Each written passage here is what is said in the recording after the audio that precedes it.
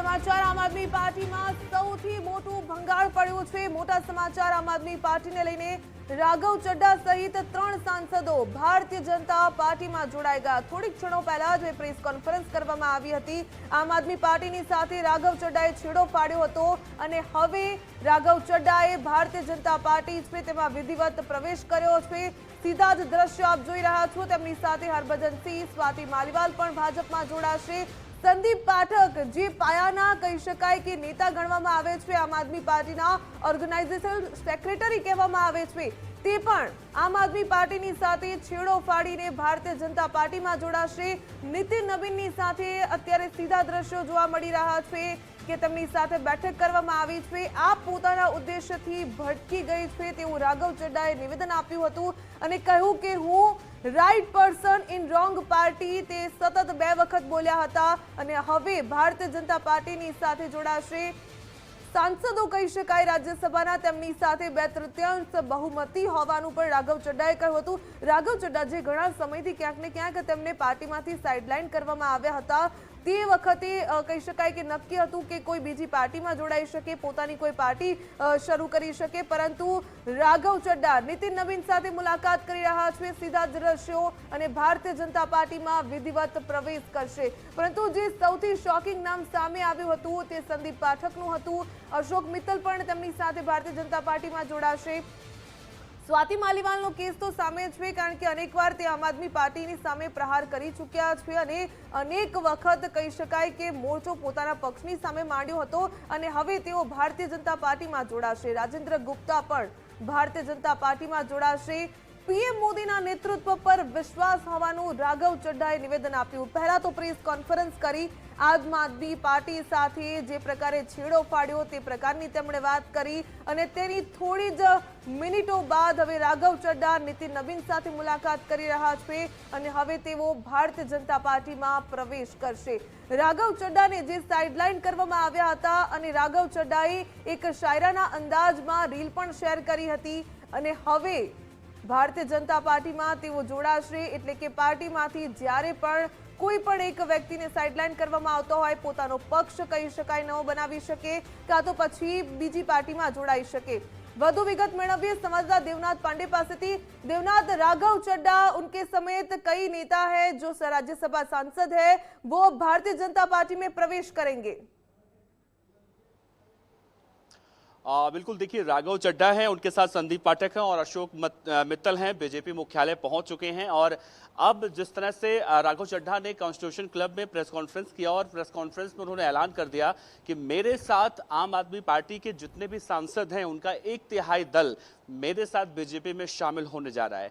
तो अब साफ तौर से देखिए तो 3 बड़े चेहरे जो आम आदमी पार्टी की रीढ़ की हड्डी कहे जाते थे वो अब बीजेपी में शामिल हो रहे हैं। और इसके साथ साथ अब जो ताज़ा हालात बताऊं मैं आपको, तो किसी भी वक्त ये जानकारी निकलकर सामने आ सकती है कि राघव चड्ढा ने बीजेपी पार्टी ज्वाइन कर ली है। लेकिन इसी बीच देखने को मिल रहा है कि आम आदमी पार्टी के मुखिया अरविंद केजरीवाल की तरफ से अभी कोई प्रतिक्रिया इस मामले में निकलकर सामने नहीं आई है। लेकिन इतना तो जरूर कहा जा रहा है कि अभी और कई चेहरे हैं, जैसे स्वाति मालीवाल हैं जो अरविंद केजरीवाल की काफ़ी करीबी भी कही जाती रही हैं।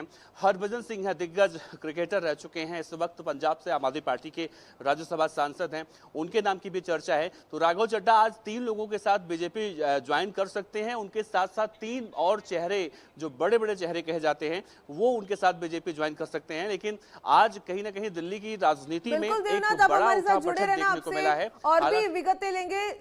અત્યારે સૌથી મોટા સમાચાર જે મળી રહ્યા છે કે આપના 8 સાંસદ અમારી વિચારધારા સાથે હોવાના રાઘવ ચડ્ડાએ જે ચોંકાવનારું નિવેદન આપ્યું તેને પગલે આમ આદમી પાર્ટીમાં મોટો ઝટકો, મોટું ભંગાણ।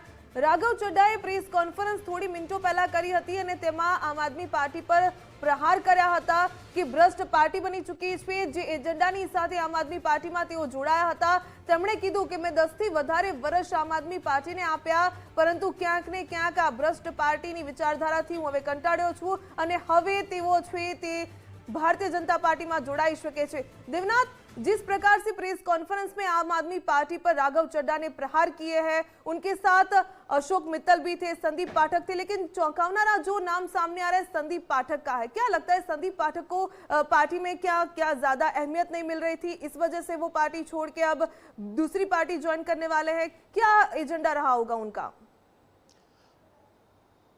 देखिए, राघव चड्ढा के को लेकर नाराजगी जिस तरह से आम आदमी पार्टी ने दिखाया था, तो इसका परिणाम यहां तक पहुंचेगा ये तो पहले से इस बात की आशंका थी।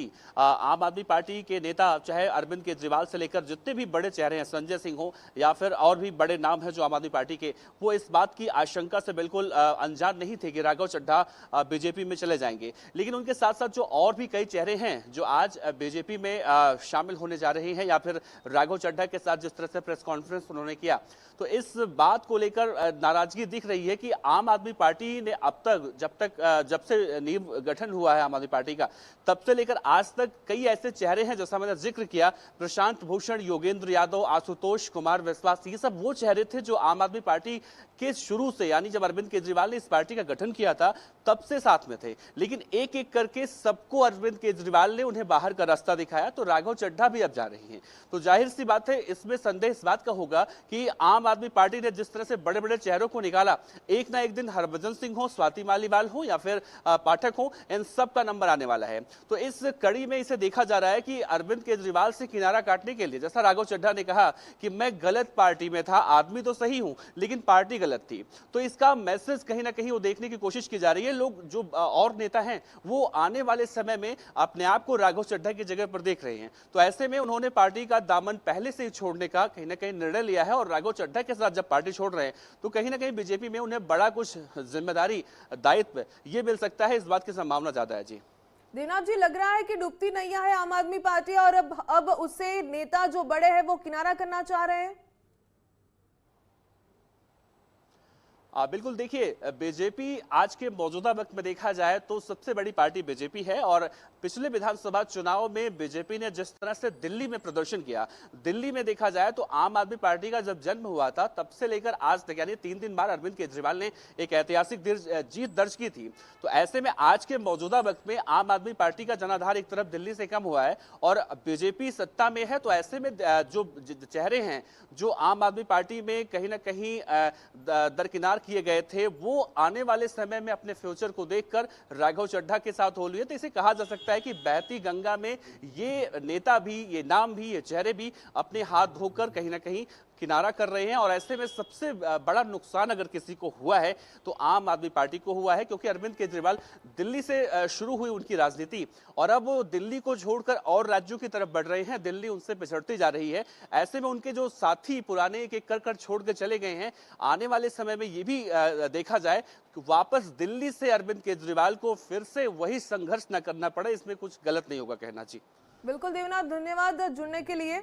तो जे प्रकारे आम आदमी पार्टी છે તેનાથી મોટા નેતાઓ કિનારો કરી રહ્યા છે, છેડો ફાડી રહ્યા છે, તેમાંથી મોટું નામ રાઘવ ચડ્ડાનું તો ઘણા સમયથી ચર્ચાઈ રહ્યું હતું। જે પ્રકારે તેમને પાર્ટીમાંથી સાઇડલાઇન કરવામાં આવ્યા હતા, પરંતુ ચોંકાવનારા નામ પણ સામે આવ્યા। હરભજન સિંહ, સ્વાતિ માલીવાલ અને જે સંદીપ પાઠક, જે શરૂઆતના સમયથી આમ આદમી પાર્ટીની કહી શકાય કે કરોડરજ્જુ સમાન નેતાઓ હતા, એ નેતાઓએ હવે પાર્ટીની સાથે છેડો ફાડી ચૂક્યા છે। અને દ્રશ્ય આપ સીધા જોઈ રહ્યા છો કે ભારતીય જનતા પાર્ટીના મુખ્ય ગણાતા એટલે કે નીતિન નવીનની સાથે તેમણે મુલાકાત કરી છે અને હવે વિધિવત રીતે થોડીક ક્ષણોમાં પ્રવેશ કરી શકે તેવું ચોક્કસપણે લાગી રહ્યું છે।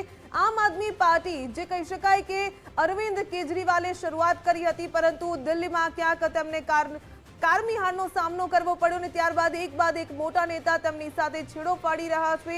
આમ આદમી પાર્ટીને રાઘવ ચડ્ડાએ ભ્રષ્ટ પાર્ટી ગણાવી અને સતત પ્રેસ કોન્ફરન્સમાં 2 વખત તેમણે કહ્યું હતું કે I am the right person in wrong party, એટલે કે 2 વખત આ પ્રકારે કહ્યું કે હું ખોટી પાર્ટીમાં હતો પરંતુ સાચો માણસ છું અને હવે તે બીજી પાર્ટી એટલે કે ભારતીય જનતા પાર્ટીમાં વિધિવત પ્રવેશ કરી ચૂકે છે। અને મહત્વપૂર્ણ બાબત એ પણ છે કે રાઘવ ચડ્ડાનું નામ ચોક્કસપણે ક્યાંક ને ક્યાંક ચર્ચાઈ રહ્યું હતું। જે પ્રકારે શાહીના અંદાજમાં તેમણે એક કહી શકાય કે વાત પણ કરી હતી કે પાર્ટીમાં ક્યાંક ને ક્યાંક તેમને પાછળ કરવામાં આવી રહ્યા છે, બીજી પાર્ટીમાં જોડાઈ શકે, પરંતુ રાઘવ ચડ્ડાએ કહ્યું કે 2/3 સાંસદો તેમની સાથે છે અને હવે વિધિવત રીતે ભારતીય જનતા પાર્ટીમાં પ્રવેશ કરશે।